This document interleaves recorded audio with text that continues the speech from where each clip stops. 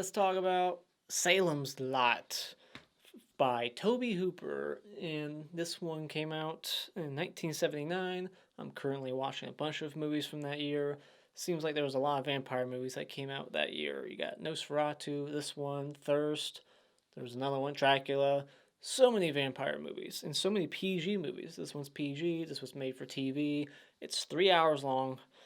It doesn't need to be that long, but yeah, this is probably the longest movie I've ever reviewed. This is 3 hours and 3 minutes, and this is, of course, a Stephen King movie also.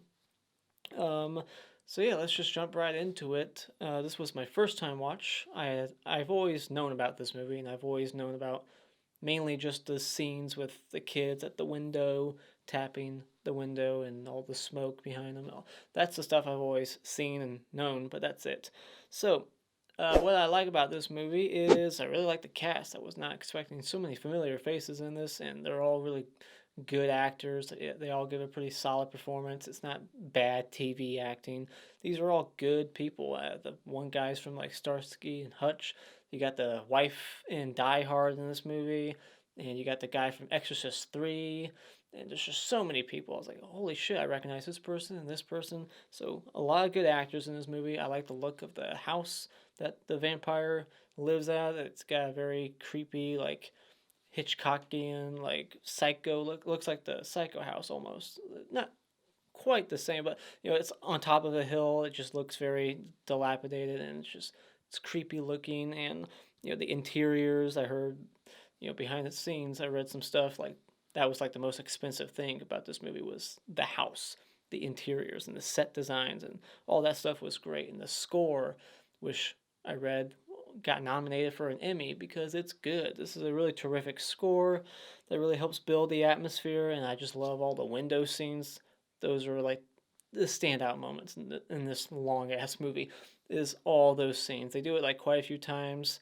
They have like a kid like whispering the person's name, and there's a bunch of like fog behind them, and it looks like it's shot in reverse, which kind of gives it like a extra supernatural effect. It looks even weirder because of that. And also, I like the small town setting. It seems like a lot of Stephen King movies are not only in Maine, but also seem to have like a small town setting, and it's like everybody knows each other. So I like that. And the atmosphere, this movie's very atmospheric. And this movie kills dogs and kids, letting you know that nobody's safe. This movie's also like a virus movie. It's a vampire movie, but it's almost like you could replace the fact that they're turning into vampires into like zombies. It would work the same way. Like it's just spreading. This person bit this person, and then they bite this person, and it's like the whole town's getting infected. So it's like an infection movie. And I like that. And I read that this was a change from the book. I like that the vampire in this movie, the master, doesn't talk. He's more like a creature. He just makes noises. He hisses. He's more of just like a bat, I guess. He just hisses. He makes noises. He's like an animal. He's not talking. He doesn't really have much of a personality like they do in all the other vampire movies. So I thought this was just a little bit different. We already have over a dozen characters in this movie. It would be even longer if they gave this guy a voice and a personality and had him talk a bunch. Instead, they have like his evil henchman, the guy who's working for him, the German guy. He's the guy who talks. And so yeah, I'm glad they took this approach instead. In the book, he talks, but that's what I read. I didn't read it. I'm not much of a reader. But in the movie, he's more of just like an animal. So I like that. And this movie does not feel like it's 3 hours long, so I'll give it that. It definitely feels like it's over 2 hours long, but it does not feel like it's 3 hours long. I was dreading going into this, like, oh my gosh, is this gonna like drag a bunch and feel like it's 3 hours long? But no, it actually kept going, and there was constantly things happening, just people turning into vampires left and right, and there's like all these other subplots going on that aren't really all that necessary. But yeah, so it doesn't feel that long, so I'll give it that. But going into my negatives, I think the fact that it's 3 hours long is kind of a negative because it's like you can watch two movies for the price of this one. Like it doesn't need to be that long. That's my problem with it. Really, it's just like it's 3 hours long, but does it need to be? Not really. And I read that there's a 2 hour cut So I'm curious what they took out for that. I mean, there's a subplot in this movie involving like a guy who finds his wife cheating on him, and then he, pretend shoots Fred Willard, and then it's like I was expecting Fred Willard to come back as a vampire, and then bite the husband, and then the husband to get the wife, or something like that. But that's never brought up again. We never see those three characters in that whole subplot. It's gone. So it's like what was that for? And then there's this whole little thing going on with like this hobo in town who's like hired by the cop to spy on the main character, the writer, who's coming into town to write about the creepy house. And it's like, what's up with the hobo guy? He's just over the top to his performance. I just thought he was a little too silly for this movie. Dial that down. And then the cop character, I think he should have been in the movie a bit more. So I felt like his character wasn't utilized as well as he should have been. And there's like this movie doesn't age that well. This movie does like cheesy, like still, like the what do you call it, like a freeze frame, like something will happen, like someone's about to get attacked, and then like the screen will freeze, and then it zooms in on it, and then fades to black. It's just odd. It's very jarring, and cheesy, and the look of the vampire, the master vampire. I don't like that he gets taken out so damn quickly. They just walk in there and like, all right, he's dead. It's like, what? He's the master vampire. Shouldn't he have like super strength, and shouldn't he be like harder to take down? But they just kind of walk in and it's over. It's like, okay. There just should have been more there when they got to the basement later on. It's like, this is a 3-hour movie. We're building up to this. And it's like, let's get to it. Let's have all kinds of mayhem here, but it's like, all right, it's over. So that was lackluster there towards the end. Not terrible or anything, because I like, the characters and the performances there, and the atmosphere, the play. Like, it's all good, but I just felt like there should have been more happening there. It shouldn't have been so easy to take him down. But also, what I don't like about it, what ages in the movie, is the makeup effects in the movie, like the look of the vampire, like it looks like his skin's like cracking, like it's like paint on his face that they're using to make him look blue, and it just looks like it's cracking a bunch. And then when I read into it, I found out that yeah, it was cracking, and it was shitty makeup, and they had to keep like reapplying it, like after every take, it just kept falling apart or some shit. So that could have been done better. Oh, just something that I thought was maybe like a missed opportunity here is that they set this movie up like it's going to be like a haunted house movie. The vampire is living in a house that is haunted supposedly, and it has a big history of people like dying there or some shit. So I thought what would have made this movie more interesting towards the end is that when they get there and they have to kill the master vampire, if they had to not only battle the vampires that he's been recruiting, all the citizens turning into vampires, not only do they have to fight them, but they find out when they're in there that there's also ghosts in there, and they're having to like fight off ghosts, and like there's extra threats, being added in the third act. It's like, oh shit, now this is a ghost movie, haunted house movie, and it's a fucking vampire movie. That would have made it more interesting towards the end, because why did they make it a haunted house? They kept talking about it throughout the first like 2/3. Like, this house has a history. It's a haunted house. It is, it always attracts evil people. So it's like there's something about this house. So they should have explored that more, and have like a payoff at the end that there's ghosts there that are attacking them also, not just vampires. That would have been interesting. So outside of that, final thoughts. Yeah, it's a bit of a missed opportunity at the end. It doesn't have the big finale that I was wanting, and the look of the vampire isn't all that good. It doesn't age all that well, but I still think it's a strong enough movie to recommend. Atmosphere, the score, the performances, the cast, the cinematography. It looks pretty good. It's a pretty damn good made for TV movie. So I really enjoyed it. It's very long, so I would probably recommend more seeing the 2-hour version, because I'm sure they probably cut some of the stuff, some of the fat that's not really needed here that I was talking about earlier. Maybe that would be a better version to check out. So I would definitely recommend checking out the 2-hour version, not the 3-hour version. But still, I think it's a classic. So when it comes to Salem's Lot, if you're a fan of the genre, if you're a fan of Stephen King, if you're a fan of Tobe Hooper, definitely add this one to your collection. Go out and buy it.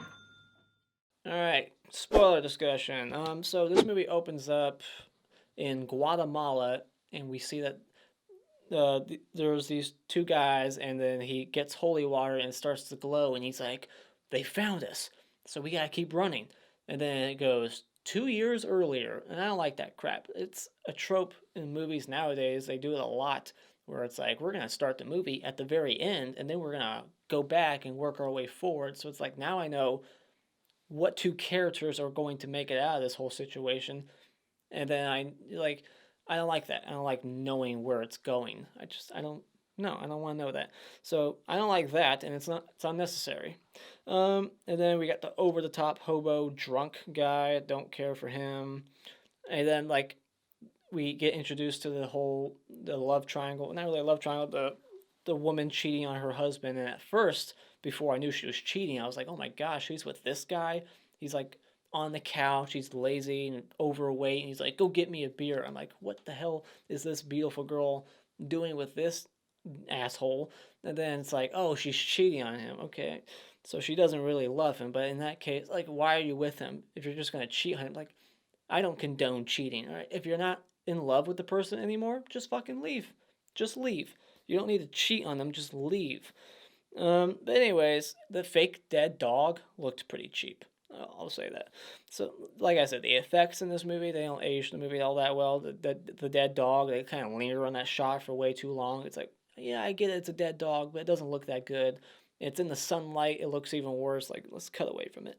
And so, the kid in this movie, Tobe Hooper, he did the Funhouse, and I'm almost convinced that this is the same set. It looks pretty damn close because you got the kid in the Funhouse who has like all the Universal monster posters on his wall, and this kid has the same like posters on his wall. It's like, is this the same kid, the same freaking room from the Funhouse? It looks very similar, and what a missed opportunity. Why didn't he have a Dracula poster? He has a werewolf poster. He's got a Frankenstein poster. He didn't have a Dracula poster. They say vampires in the movie, so it's not like vampires don't exist in this movie. They know about them. So he should have had a Dracula poster on the wall. So then like the whole, as pointless as all this seems to me, the whole like cheating wife shit that's going on, it's actually like the most tense moment in the movie. It's like it's got the best tension because you're like thinking, oh my god, is he really gonna blast Fred Willard away with the shotgun? And then it goes click. Like I thought that scene was shot and handled pretty well. I was actually like feeling suspense there. I was like, ooh, what's gonna happen?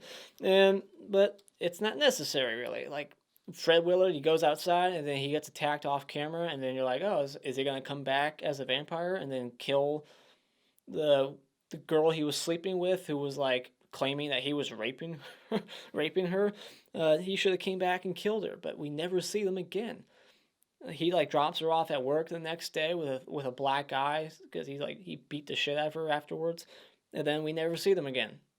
What the hell? So that was just all wasted filler, it seemed. And so then the old guy captured the kid. Like this old guy, the German guy, is like working for the master. He was doing all kinds of shit in this movie. Where I was like, he has to be supernatural. I was like questioning that. It's like this guy is way too old to be doing this shit. But then by the end, they kind of confirm it. Like he's supernatural because he lifts that one guy right off the ground, one hand, like throws him up against like the antlers. Linnea Quigley antler kill in this movie. I was like, oh, so he's supernatural.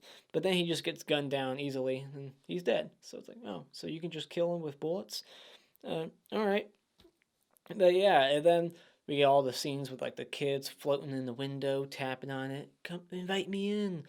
And like the fog behind them. That's all creepy shit. And that's like the highlights of the movie, really. All that stuff. And so then I thought it was weird that the cop was unfamiliar with the word chow, like he's never heard it before. I'm not sure if he was just trying to be a smartass or something, but he seemed like he didn't know what the word chow meant. He had to be like educated, like chow, what is that? It's goodbye, you idiot.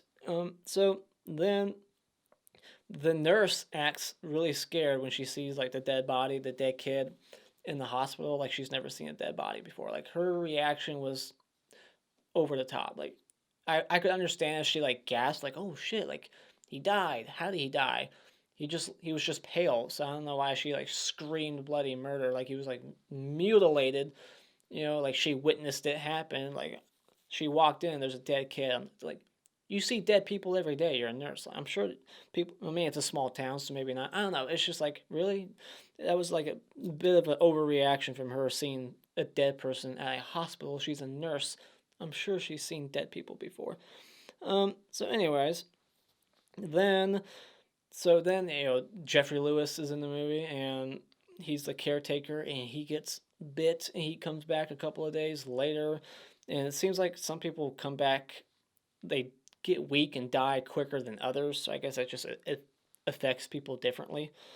But then the bite marks, they end up being missing. So I guess when you become a vampire, the bite marks disappear. And then we got this character who has a heart attack, doesn't die from it, but then he's just not in the movie anymore. So it's like bye bye to that character. Was that character really all that necessary? What did he do? I don't know. I forget. It's been a few days since I've seen the movie. So I really want to know who writes all these vampire books in these movies. Like they get all these books and it has all this information. It was like, who has this? Who got this information and how? Did a vampire write that book about vampires? Because who else would know how to defeat them and what they do and what their lifestyles are like how to fucking defeat them and where to find, like, who wrote those books? I'm always curious about that in any genre movie where they're like looking up all this information and it's just like, who wrote those books? How did they get that information? So then it seems like the one vampire just invites himself in. I thought you had to be invited in, but this one vampire just goes in on his own. So I thought that was kind of breaking the rule. But anyways, so then we get the first look of the master vampire in the jail cell. And I already said my piece about the makeup on him and all that stuff. And I love that the boy in this movie, the main young kid, he fights back instantly. When he sees the master vampire take his parents' head and like smash them together and kills them like that, he just fights back. He's like, fuck you. Like, and then we got like a whole revenge plot in the third act. He's like coming back to get the master vampire for killing his parents, which I like that. I like that he's like standing up. He doesn't like run off screaming right away. He's like, you son of a bitch. Like, I'm gonna get you. So then you can just put two popsicle sticks together and it counts as a crucifix, I guess, as long as you say like a prayer. This guy's not a priest. He can't bless it, can he? He's just like, I'm gonna put two popsicle sticks together, say a little prayer, and now it works against vampires. I don't get that. That shouldn't work. I don't know how those three rats got in that drawer. Did the vampire put them in that drawer? How did they get in there? That's impossible. Did they eat their way through? I don't understand how they got there. So Susan does not put up a fight. The boy does, but Susan, when she encounters the old guy, Stryker, she does not put up a fight at all. Like, she's threatened by this guy. She doesn't know that he's supernaturally strong. She should have fought back, kick him in the nuts, do something. They never go for the nuts. And so then I love that the sheriff just bails. He's just like, fuck this, I'm out. He grabs his whole family. He's noticing what's going on. Everyone's turning into vampires. Everyone's just freaking dead. Bodies from the morgue are missing. He's like, this is too weird. I don't care. I'm leaving. So I was like, that's realistic. Somebody would leave. But I love that he hands him a gun too. He's like, here, you're a sheriff now. Like, you just take the gun and you do it. You do my job for me. So then, they set up the whole, like, the kid's a magician. He's, like, doing the handcuff trick. But what he gets tied up with, it's not the same as a handcuff. Like, those were probably, like, magician handcuffs earlier. But somehow, this kid manages to undo the rope that's, like, tying him down. Like, how the fuck did he get out of that? There's no way. They don't even attempt to show how he does it. They set it up earlier for that payoff, like that explanation. But it's like, I don't care that he's good at getting out of handcuffs that are probably not even real handcuffs. They're just magician ones that are rigged to easily break out of. This is rope that he was tying around his arms and hands. Like, there's no fucking way he's getting out of that. But he does. So then they get in the basement and they just open up the coffin. There's the master vampire and they just put a stake right through his heart right away. And then he's dead. And I like the whole, like, effect shot of him, like, melting down to a skeleton. But yeah, like, you got the whole room full of the other vampires slowly crawling instead of just quickly flying at them or something. And then, like, there's no real struggle there. And they just set the whole house on fire. But we know there's other vampires out there in the town. And what do our two main heroes do? They just fucking leave. They leave town and they're just on the run for 2 years. They're in Guatemala, in some city that I don't think even exists. And that's it. Like, they're just running away.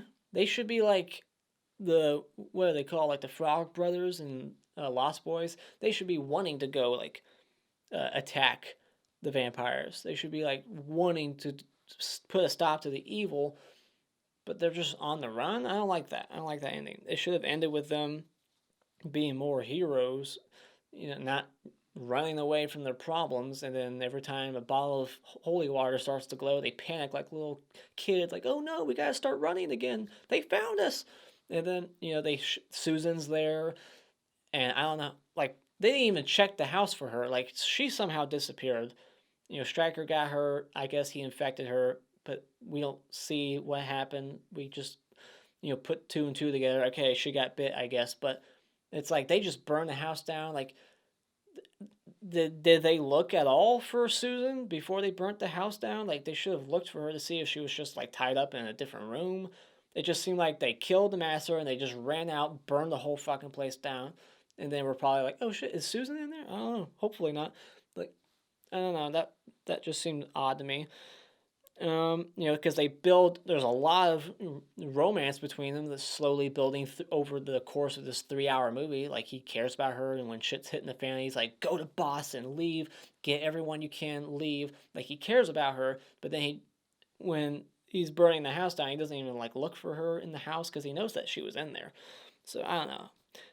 I thought it was kind of cheesy that the moon at the very end, it, like, turns into, like, a skull. Like, that was just a weird, cheesy, last-minute thought that they probably had in the editing room. Oh, let's turn the moon into a skull for some reason. That'll look cool. And so, yeah. That's the end of the movie. So, what are your thoughts on Salem's Lot? Let me know all your thoughts in the comments below. Do you prefer the book, or do you prefer the 2-hour version? Is the 2-hour version better than this? Let me know. And as always, if you like what you've seen here, you can hit this like button and become a subscriber today just by clicking on my cartoon face in about 5 seconds. And remember, it's just an opinion. You don't need to get butthurt about it.